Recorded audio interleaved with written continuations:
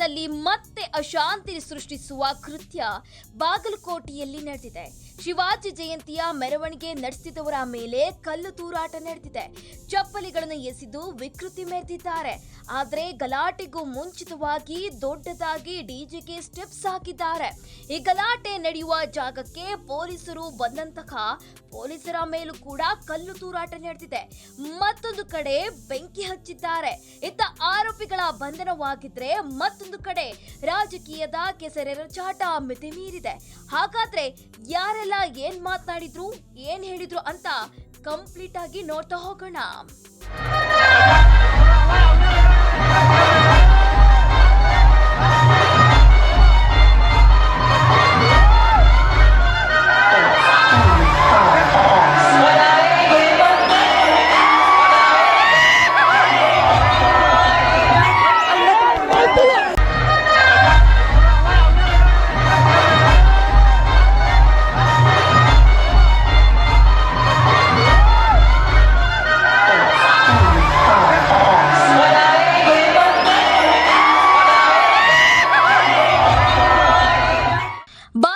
ನೌಕಾಪಡೆಯ ಪಿತಾಮಹ ಛತ್ರಪತಿ ಶಿವಾಜಿ ಮಹಾರಾಜರ ಜಯಂತಿಯಲ್ಲಿ ಅಶಾಂತಿ ಸೃಷ್ಟಿಸುವ ಕೃತ್ಯ ನಡೆದಿದೆ. ಅದಕ್ಕೆ ಸಾಕ್ಷಿ ಈ ದೃಶ್ಯಗಳು. ನಿನ್ನೆ ರಾತ್ರಿ ಶಿವಾಜಿ ಜಯಂತಿಯ ಪ್ರಯುಕ್ತ ಬಾಗಲಕೋಟೆಯಲ್ಲಿ ಅದ್ದೂರಿಯಾಗಿ ಶೋಭಾಯಾತ್ರೆ ನಡೆಸಿದ್ರು. ಹಿಂದೂಪರ ಸಂಘಟನೆಗಳ ಯುವಕರು ಕುಣಿದು ಕುಪ್ಪಳಿಸಿದ್ರು. ಶೋಭಾಯಾತ್ರೆ ಎಂಜಿ ರಸ್ತೆ ಹತ್ತಿರದ ಸಂಕಾ ಮಸೀದಿ ಹತ್ರ ಬಂತು. ಅಲ್ಲಿ ಬನಾಯಂಗೆ ಮಂದಿರ ಅನ್ನೋ ಹಾಡು ಹಾಕಿದ್ರು. ಮಂದಿರ ಕಟ್ಟೆ ಕಟ್ತೀವಿ ಅನ್ನೋ ಹಾಡೋ ಯಾವಾಗ ಶುರುವಾಯ್ತೋ ಆಗಲೇ ನೋಡಿ ಗಲಾಟೆ ಶುರುವಾಗಿದ್ದು.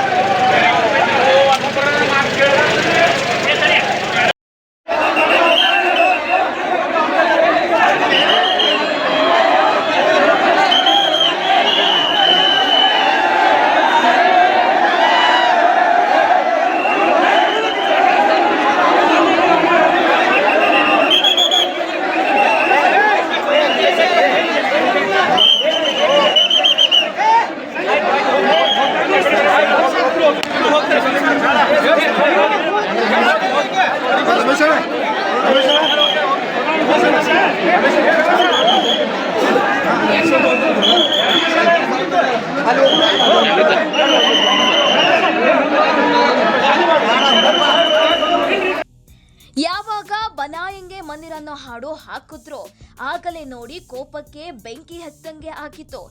ಎಸ್, ಬನಾಯಂಗೆ ಮಂದಿರ್ ಸಾಂಗ್ ನ ಮಸೀದಿ ಮುಂದೆ ಜೋರಾಗಿ ಸೌಂಡ್ ಹಾಕಿ ಸ್ಟೆಪ್ಸ್ ಹಾಕಿದ್ರು. ಆದ್ರೆ ಪ್ರಾರ್ಥನೆಗೆಂದು ಮಸೀದಿಗೆ ಬಂದವರು ಈ ಬಗ್ಗೆ ತಕರಾರು ತೆಗೆದ್ರು. ಇನ್ನು ಪ್ರಚೋದಾತ್ಮಕ ಮಾತುಗಳನ್ನ ಆಡಿದ್ರು. ಪೊಲೀಸರಿಂದ ಸಮಾಧಾನ ಪಡಿಸುವ ಯತ್ನ ಕೂಡ ನಡೆಯಿತು. ಇದರ ಮಧ್ಯೆ ಮಸೀದಿ ಒಳಗಿನಿಂದ ಕಲ್ಲುಗಳು ತೂರಿ ಬಂದು ಜೊತೆಗೆ ಚಪ್ಪಲಿಗಳನ್ನು ಎಸೆದ್ರು. ಪೊಲೀಸರು ಎಷ್ಟೇ ಕಂಟ್ರೋಲ್ ಮಾಡಿದ್ರು ಕಲ್ಲು ತೂರೋದನ್ನು ಕೆಲ ದುಷ್ಕರ್ಮಿಗಳು ಮಾತ್ರ ಬಿಡಲೇ ಇಲ್ಲ.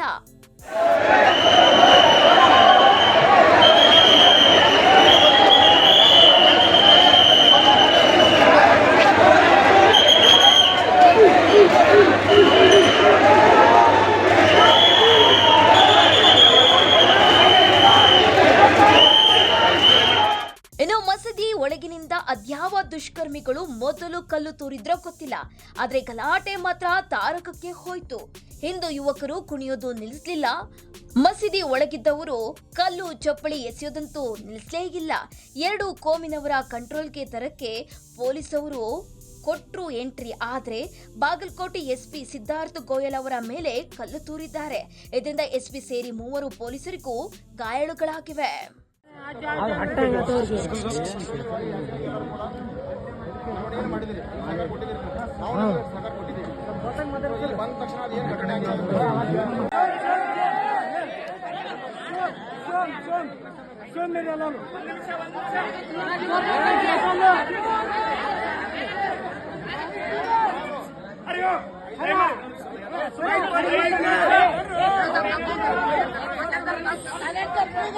Era tanto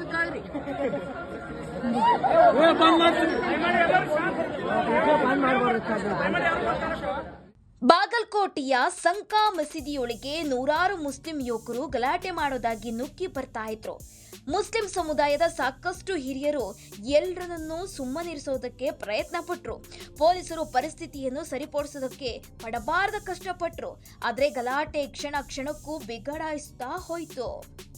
ಹಿಂದೂ ಪರ ಸಂಘಟನೆಯ ಯುವಕರು ಕಲ್ಲು ಚಪ್ಪಲಿ ತೂರಾಟದಿಂದ ರೊಚ್ಚಿಗೆದ್ರು. ಆ ಕಡೆ ಮಸೀದಿ ಒಳಗಿದ್ದ ಕೆಲವರು ಯುವಕರು ಕೈ ಮಿಲಾಯಿಸುವುದಕ್ಕೆ ಬರ್ತಾ ಇದ್ರು.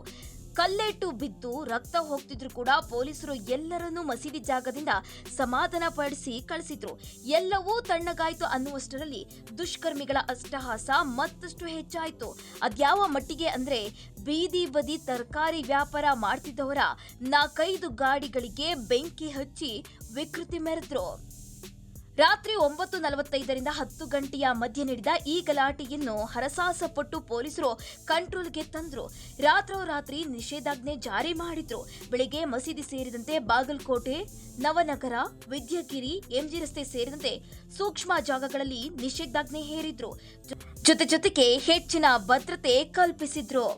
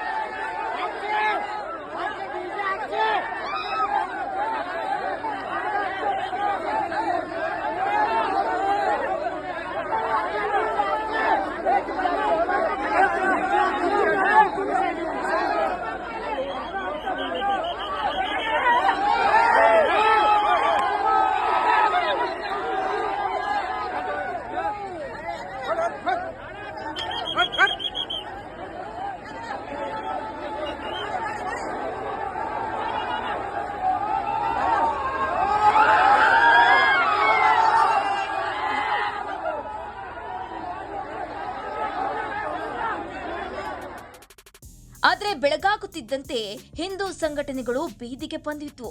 ಕಲ್ಲು ತೂರಿದ್ರವರನ್ನು ಬಂಧಿಸಬೇಕು ಅಂತ ಗಲಾಟೆ ಎಬ್ಸಿದ್ರು. ಇನ್ನೊಂದು ಕಡೆ ಸದ್ದಿಲ್ಲದೆ ಕಲ್ಲು ಚಪ್ಪಲಿ ತೂರಿ ಅಟ್ಟಹಾಸ ಮೆರೆದವರು ಪೊಲೀಸರು ಬೇಟೆಯಾಡಿದ್ರು. ಸಿಸಿಟಿವಿ, ಡ್ರೋನ್ ದೃಶ್ಯಗಳನ್ನು ಆಧರಿಸಿ ಹುಡುಕಾಟ ನಡೆಸಿದ್ರು. ಬೆಳಗಾಗೋದ್ರೊಳಗೆ ಕಲ್ಲು ತೂರಿದ ಆರೋಪಿ ತನ್ವೀರ್ ಸೇರಿದಂತೆ ಪೊಲೀಸರ ಕರ್ತವ್ಯಕ್ಕೆ ಅಡ್ಡಿ ಬಡಿಸಿದ ಆರೋಪದ ಅಡಿ 8 ಆರೋಪಿಗಳನ್ನು ಬಂಧನ ಮಾಡಿದ್ದಾರೆ. ಇದೇ ಬಾಗಲಕೋಟೆಯ ದಂಗಲ್ ರಾಜಕೀಯ ಕೆಸರೆರಚಾಟಕ್ಕೆ ಕಾರಣವಾಯಿತು.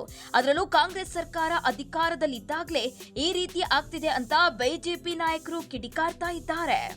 ಬಾಗಲಕೋಟೆಯಲ್ಲಿ ಶಿವಾಜಿ ಜಯಂತಿಯ ಸಂದರ್ಭದಲ್ಲಿ ಕೆಲವು ದೇಶದ್ರೋಹಿಗಳು ಮೆರವಣಿಗೆ ಮೇಲೆ ಕಲ್ಲು ತೂರಾಟವನ್ನು ನಡೆಸಿದ್ರು. ಇವರು ಯಾರು ಅನ್ನೋದನ್ನ ಈಗಾಗಲೇ ಪೊಲೀಸರು ಪತ್ತೆ ಹಚ್ಚಿದ್ದಾರೆ. ನಾನು ಮಾನ್ಯ ಮುಖ್ಯಮಂತ್ರಿಗಳಲ್ಲಿ ಹಾಗೂ ಗೃಹ ಸಚಿವರಲ್ಲಿ ನಾನು ಆಗ್ರಹ ಪಡಿಸ್ತೇನೆ, ಇಂಥ ದೇಶದ್ರೋಹಿಗಳನ್ನ ತತ್ಕ್ಷಣ ಒದ್ದು ಒಳಗಾಕುವಂತ ಕೆಲಸ ಮಾಡಬೇಕು. ಇಂಥ ಟಿಪ್ಪು ಮತ್ತು ಔರಂಗಜೇಬಿನ ಮನಸ್ಥಿತಿಯನ್ನು ಇರ್ತಕ್ಕಂಥ ಇಂಥ ದೇಶದ್ರೋಹಿಗಳನ್ನ ಯಾವುದೇ ಕಾರಣಕ್ಕೂ ಕ್ಷಮಿಸಬಾರದು. ಇಂಥವ್ರಿಗೆ ತಕ್ಕ ಪಾಠವನ್ನ ಕಲಿಸಬೇಕು ಅಂತೇಳಿ ನಾನು ಈ ಸಂದರ್ಭದಲ್ಲಿ ಆಗ್ರಹವನ್ನ ಪಡಿಸ್ತಾ ಇದ್ದೇನೆ. ನೋಡಿ, ಹಿಂದೂಗಳನ್ನ ಹಿಂದುತ್ವವನ್ನ ಟಾರ್ಗೆಟ್ ಮಾಡಲಿಕ್ಕೆ ಕೆಲವರು ಮಾಡ್ತಾರೆ. ಅದಕ್ಕೆ ಪ್ರೋತ್ಸಾಹವನ್ನ ಕಾಂಗ್ರೆಸ್ ಸರ್ಕಾರ ಕೊಡ್ತಾ ಇದೆ. ಕಟ್ಟುನಿಟ್ಟಿನ ಕ್ರಮಗಳನ್ನ ಜರುಗಿಸಿದ್ರೆ, ಈಗೇನು ಜೋಶಿ ಸಾಹೇಬ್ರು ಹೇಳಿದ್ರು ಆ ರೀತಿ ಫ್ರೀ ಹ್ಯಾಂಡ್ ಕೊಡಿ. ನೀವು ಇಂಥ ಕ್ರಿಮಿನಲ್ ಆಕ್ಟ್ ಮಾಡೋರಿಗೆ ಫ್ರೀ ಹ್ಯಾಂಡ್ ಕೊಡಿ ನೀವು ಪೊಲೀಸ್ನವ್ರಿಗೆ, ಅವರು ಹಿಡಿತಾರೆ, ಮಟ್ಟ ಹಾಕ್ತಾರೆ. ಇಲ್ಲ ಅಂತಂದ್ರೆ ನೀವು ಬಾಂಬ್ ಹಾಕಿದವನು ನಮ್ಮ ಬ್ರದರ್ ಅನ್ನೋದು, ಕಲ್ಲು ತೂರಿದವನು ನಾವು ವೋಟ್ ಬ್ಯಾಂಕ್ಗಾಗಿ ಓಲೈಸೋದು ಮಾಡಿದ್ರೆ ಇದೇ ಪರಿಸ್ಥಿತಿ ಆಗ್ತದೆ. ಇನ್ನು ಬಾಗಲಕೋಟೆ ಕಲ್ಲು ತೂರಿದ ಪ್ರಕರಣ ಯಾವಾಗ ಬಿಜೆಪಿಯವರಿಗೆ ಅಸ್ತ್ರವಾಯಿತೋ ತಕ್ಷಣ ಸಿಎಂ ಸಿದ್ದರಾಮಯ್ಯ ಅಲರ್ಟ್ ಆದ್ರು. ಬಾಗಲಕೋಟೆ ಉಸ್ತುವಾರಿ ಸಚಿವರಿಗೆ, ಜಿಲ್ಲಾಧಿಕಾರಿ ಎಸ್ಪಿ ಅವರಿಗೆ ಆರೋಪಿಗಳು ಯಾರೇ ಆಗಿದ್ರೂ ಕ್ರಮ ಜರುಗಿಸುವಂತೆ ಸೂಚನೆ ಕೊಟ್ಟು ಎಕ್ಸ್ ಖಾತೆಯಲ್ಲೂ ಮಾಹಿತಿ ಹಂಚಿಕೊಂಡ್ರು.